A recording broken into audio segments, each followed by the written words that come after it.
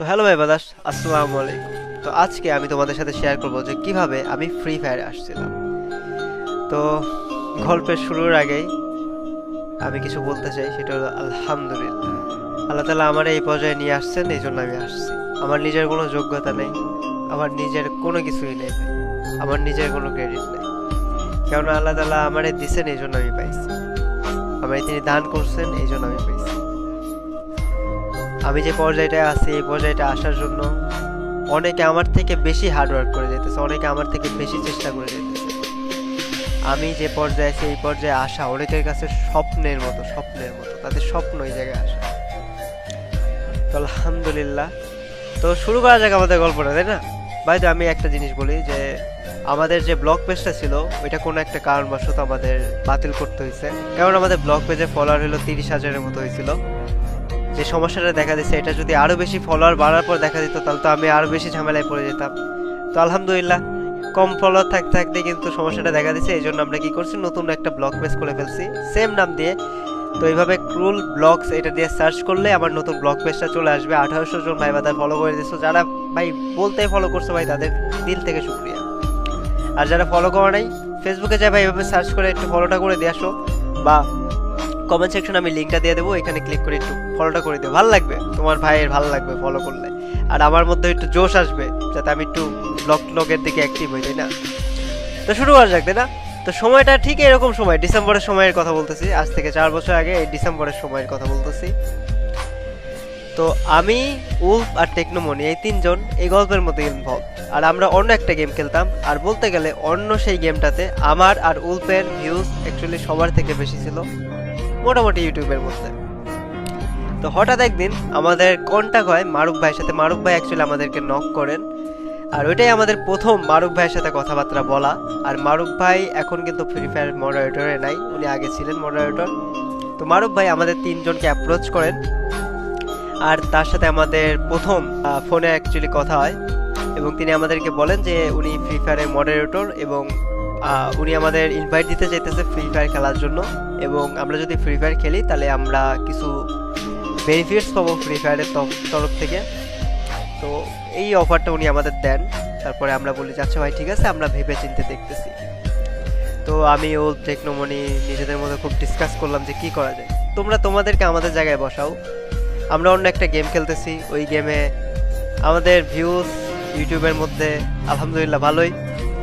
তখন অন্য একটা গেম কোম্পানি এসে আমাদেরকে প্রপোজাল দিতেছে, যদি তোমরা এই গেমটা খেলো, আর এই গেমটা খেলার পরে তোমরা কিছু সুবিধা পাবা, যেটা আমরা তোমাদের প্রোভাইড করব। কিন্তু তোমরা বর্তমানে যে গেম খেলতেছো, ওই গেমের কন্টেন্ট আর জীবনে তোমরা আপলোড করতে পারবে না। তোমরা এলে কি করতে, একটু চিন্তা ভাবনা করে বলো তো। তো আমরাও কিন্তু খুব চিন্তা ভাবনা করছি। করার পরে আমরা ভাবতেছিলাম, তারপরে মারুফ ভাই আবার আমাদেরকে নক করেন, এবং তার সাথে আমাদের আবার কথা হয়। তো ভাই মারুফ ভাই অনেক ভালো একটা মানুষ। তো মারুফ ভাই তারপরে আমাদেরকে আদিতি ম্যাম, কারেন্ট পাওয়ান, এনাদের সাথে কথা বলা দেন। আদিতি ম্যাম যদি বলতে হয় তিনি কে, তিনি বলতে গেলে এই গোটা ফ্রি ফায়ারের মধ্যে ইন্ডিয়া, নেপাল বলো, বাংলাদেশ বলো, মডারেটর উপরে যে থাকেন না, মানে পুরা হাই লেভেলে যে থাকে না, উনি। তো আদিতি ম্যামদের সাথে আমাদের অনেকবার কথা হয়েছে, মারুফ ভাইদের সাথে অনেকবার কথা হয়েছে। তারা অনেকবার, মানে আমরা যখনই বলছি যে ভাই একটু কথা বলবো, তারা চলে আসছেন কথা বলার জন্য। তো জানুয়ারির 15 তারিখে অ্যাকচুয়ালি ফ্রি ফায়ারে আমার অফিসিয়ালি এগ্রিমেন্ট সাইন করে আসা। তো কি ছিল তাদের অফার, যে অফারটা আমরা অ্যাকচুয়ালি অ্যাকসেপ্ট করছিলাম, তাই না? এটা জানতে মনে চায় না?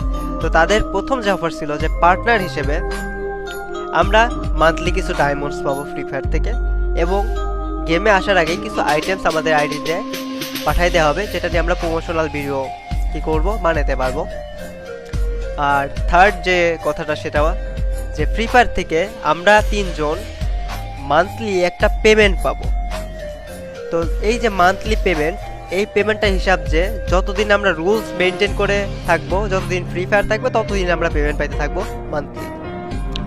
এই বিষয়টা আমরা অনেক চিন্তা ভাবনা করলাম নিজেদের মধ্যে, যে চান্স অ্যাকচুয়ালি একটা নেওয়া যায়, ঠিক আছে, একটা ট্রাই দেওয়া যায় ফ্রি ফায়ারে। কেননা সরকারি একটা চাকরির মতো তারা মান্থলি একটা স্যালারি প্রোভাইড করবে, এবং আমাদের একটা টাইম দিতেছে যে 1 বছরের মধ্যে তোমরা সময় পাবা নিজেদেরকে সাজায় গুছায় নেওয়ার। তো আলহামদুলিল্লাহ আসছিলাম ভাই, আলহামদুলিল্লাহ। তো জানুয়ারি 15 তারিখে অফিসিয়ালি সাইন আপ করে ফ্রি ফায়ারে আসছি। আর তাদের কিন্তু এতগুলা শর্তের সাথে আরো একটা শর্ত কিন্তু ছিল, সেটা হলো আমরা পুরাতন যে গেমটা খেলতাম ওইটা পুরাপুরি টোটালি বাদ দিয়ে দিতে হবে। কোনো জায়গায় ওই গেমটা নিয়ে আমরা আর কোথাও কথা বলতে পারবো না। আর আমরা ফ্রি ফায়ারের সাথে ক্ল্যাশ করে এমন কোনো ব্যাটল রয়্যাল গেম খেলতে পারবো না। উই বি লাইক ওকে চলো। তো ফ্রি ফায়ারে আসলাম। জানুয়ারির আগের থেকেই আমি ভিডিও দেওয়া শুরু করছি, আমার ওল্ডেস্ট ভিডিও গেলেই দেখতে পারবা। এসে তো ফ্রি ফায়ারের কমিউনিটি দেখে আমার পুরো অবস্থা। কিসের জন্য ভাই, এখানে মিলিয়নে কথা হইতেছে, মানে এখানে লাখে লাখে কথা হইতেছে না, এখানে মিলিয়নে মিলিয়নে কথা হইতেছে এক একজনের। আর আমরা উড়ে এসে জুড়ে বসে তিনজন পাবলিক, মানে না কারোর সাথে কন্ট্যাক্ট করতে পারতেছি প্রপারলি, না কারোর সাথে ধরো। তো এই রিলেটেড কথাগুলো আমি ইনশাল্লাহ 1 মিলিয়ন যেদিন হবে না ওই দিন আমরা এই রিলেটেড নিয়ে কথাবার্তা বলবো। অনেক গল্প আছে, অনেক কাহিনী আছে এর মধ্যে, বুঝো না? তো ওইগুলো ইনশাল্লাহ 1 মিলিয়ন যেদিন হবে। তো যাই হোক, ফ্রি ফায়ার আসার পর তো আমরা পুরো অবাক যে এইখানে ভাই কি চলতেছে, এখানে মিলিয়নে মিলিয়নে কথাবার্তা চলতেছে। তো প্রথমে আমি ফ্রি ফায়ার খেলতাম হলো আইপ্যাডে। তো আমার আইপ্যাডে ভার্সনটা অনেক পুরাতন ছিল, তো মাঝে মধ্যে কি হতো গেমটা রেকর্ড করার পর রেকর্ডটা ক্যান্সেল হয়ে যেত অটোমেটিক্যালি, মানে ল্যাগটাকে একটু টাইপের করতো, মানে পুরাতন ভার্সন হয়ে গেছিলো তো অনেক, আর অনেক দিন ধরে ব্যবহার করতেছিলাম তো এরকম। তো ভাবলাম যে চলো নতুন একটা আইপ্যাড দেওয়া যাক।